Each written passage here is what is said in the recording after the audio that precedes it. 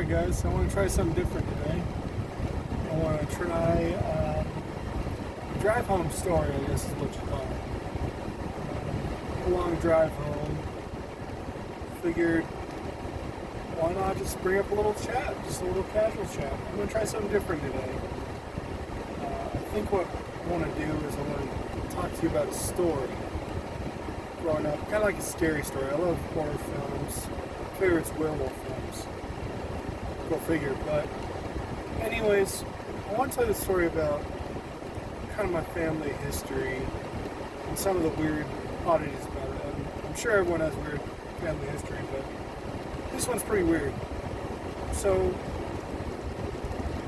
where do I start? I guess, I grew up in a very strict Lutheran family. And for those of you that aren't familiar with the term Lutheran, it's a denomination of Christianity, and within which there's three different synods of Lutheranism. There's Missouri, Wisconsin, and I think the other one's independent. I'm drawing a blank here. But I grew up in the Missouri Synod, which is kind of in the middle. Wisconsin Synod's a little bit stricter, but you can kind of get an idea that my family, my mom and dad split when I was 3, and my mom, being a single mom, I started going through some tough times, and I love her dearly, and she provided all my physical needs, clothing, a house over my head, but, for better or worse, and I don't blame her for it, she didn't know how to necessarily nurture. She knew nature, but not necessarily nurture. And because of it, we never really connected as I grew older. I mean, I love my mom. I love going and letting the kids hang out with grandma, but she has her own set of kids and then her own family now. And it's tough sometimes. It's tough. I live, a couple hours away. For context. But I guess trying to skip straight to the story. So, where do I start? Okay, so with that in mind, I guess when I was about 6 years old, I started seeing weird apparitions.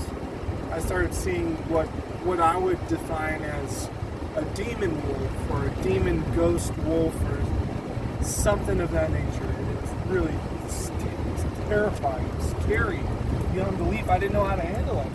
I mean, as a kid, how do you handle that? I mean, especially when you're not taught how to defend yourself against spiritual things or things of that nature that are scary. I kind of believe there's some truth to that saying. We create our own demons. I think in a way we do. And I feel like sometimes they don't have as much power as they would unless we gave it to them. So I kind of feel like they only have as much power as they give them. So they feed off fear or negativity or negative emotions. It's kind of like metaphysics. They tell you if you touch something long enough, your hand theoretically could phase through it. Or adversely, everything in this universe has a charge, has a magnetic field. And they've proven that if we touch an object, it somewhat changes its energy, its magnetic field.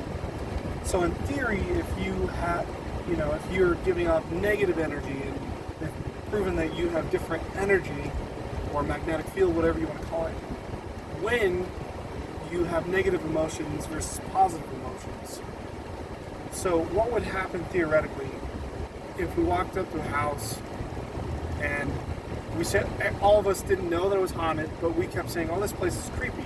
We're touching objects in the house. We're giving off that negative energy. We're saying, oh, this place is haunted. Perhaps it could be said that there could be some truth to it became haunted in a way because it was absorbing all the negative energy. Through, metaphysically speaking. So it's kind of interesting. I think it correlates to touch, human interaction, and how they've proven that it's very healthy to get hugs and receive hugs, and you think about positive energy.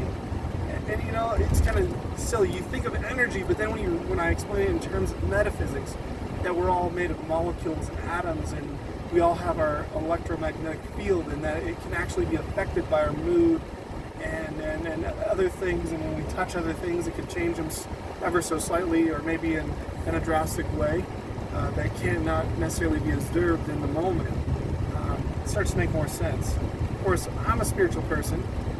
You know, I'm a Christian in faith, not religiously speaking. You know, I think there's a difference between religiosity, religion, and having a personal relationship with Jesus. Completely different thing.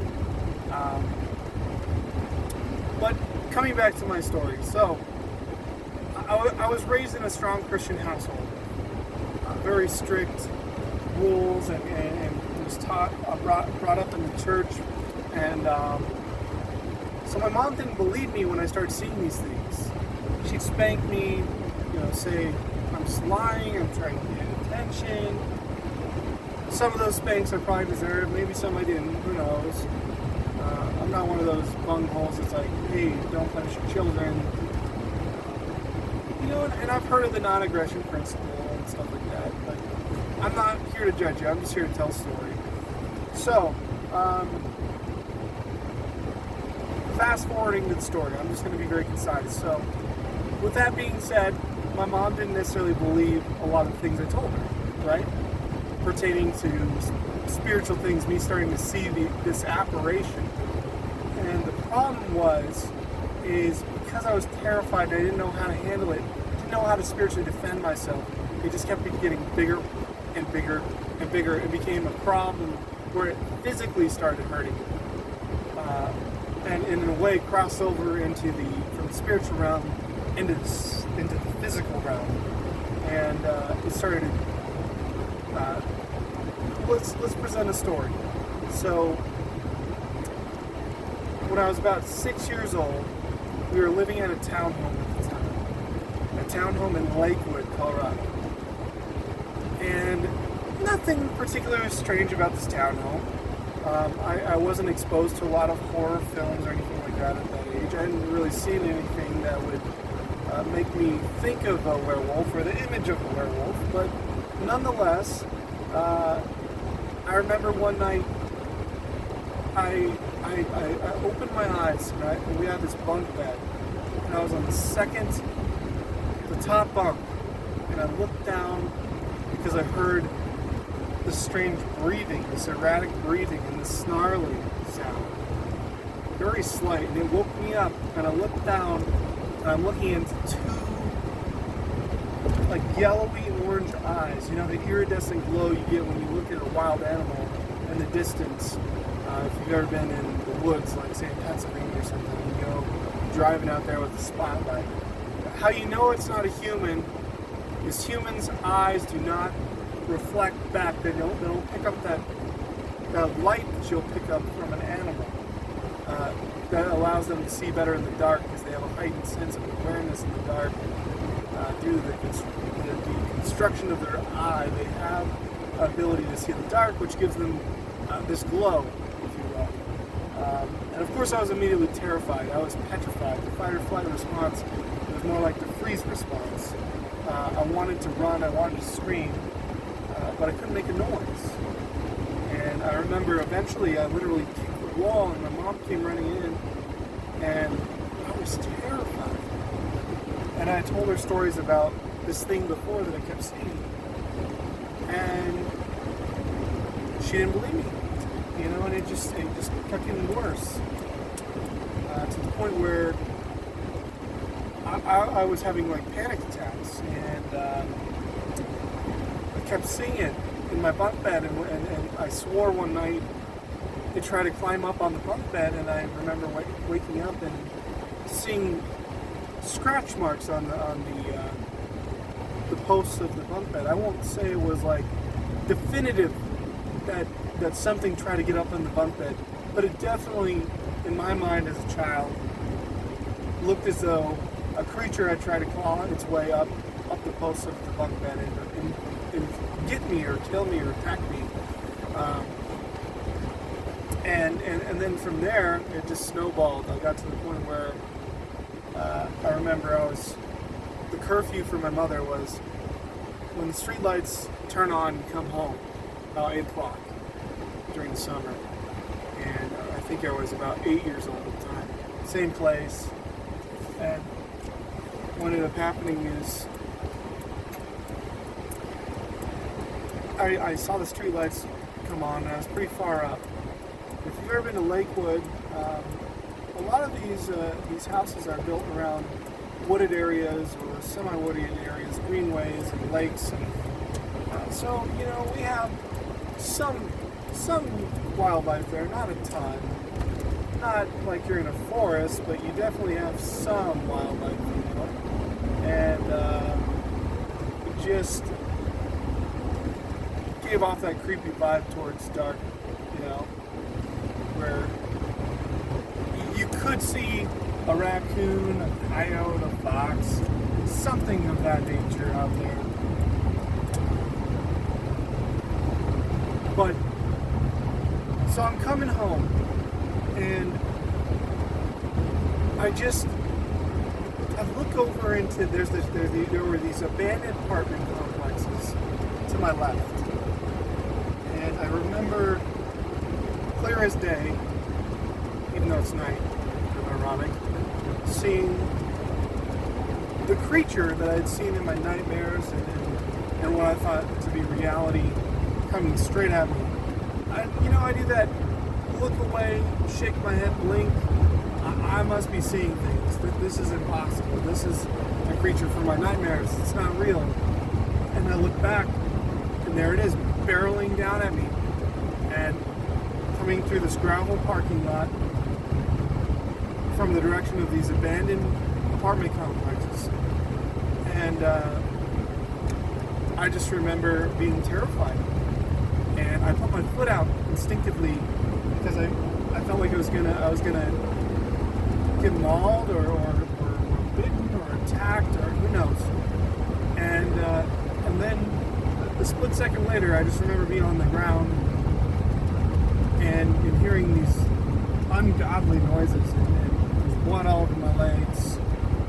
And I'm kind of disoriented. I thought I was going to get attacked. I thought I was going to get killed. And then I hear tires screeching. And this passerby slams on his brakes with the brights on, honking the horn, and says, "Get the F off of him. Get off of him. Get the hell off of him." And then I remember this gentleman helping me to my feet. And when I stand up, my legs covered in blood. And I look over, I could smell the fresh burned rubber. But no creature, no passerby. It was like they both vanished in thin air. And then my mom was really upset because I had messed up my bike pretty bad. And I tried to tell her what happened, and of course I was afraid to keep going with it, keep true to the story, because just didn't have.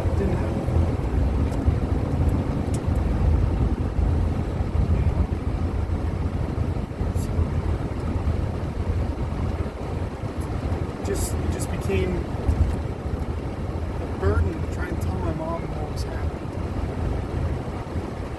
And she said, "Oh, you just fell off your bike, you just hurt yourself. Don't be ridiculous." And I just dropped it. Maybe my mom's right, maybe it's all in my head. But that's the point I'm trying to make. Is if this metaphysical theory has some grounding to it, and we create our own demons, and yeah, it is all in my head. And it may not be real to somebody else, but if it's real to you, whether it's a vision or something in reality, potentially could harm you, potentially could hurt you. Maybe I needed help, maybe I needed counseling, maybe I needed a pastor. That's what I think I needed, was a pastor. Things seemed to get better as time progressed, and my grandma's prayed over me all the time, taught me how to defend myself spiritually. In the name of Jesus, I command you to leave.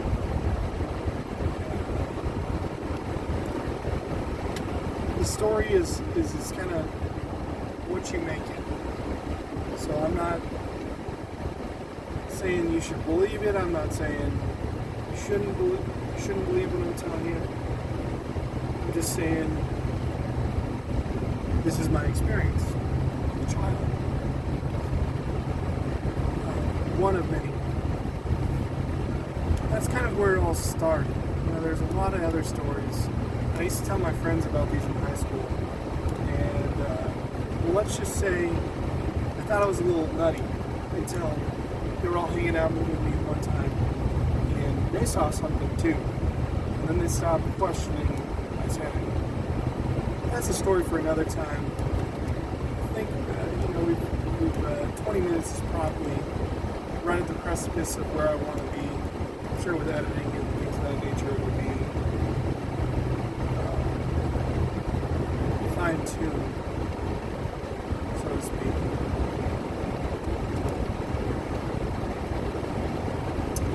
But nonetheless, we'll see how this turns out. You guys have a good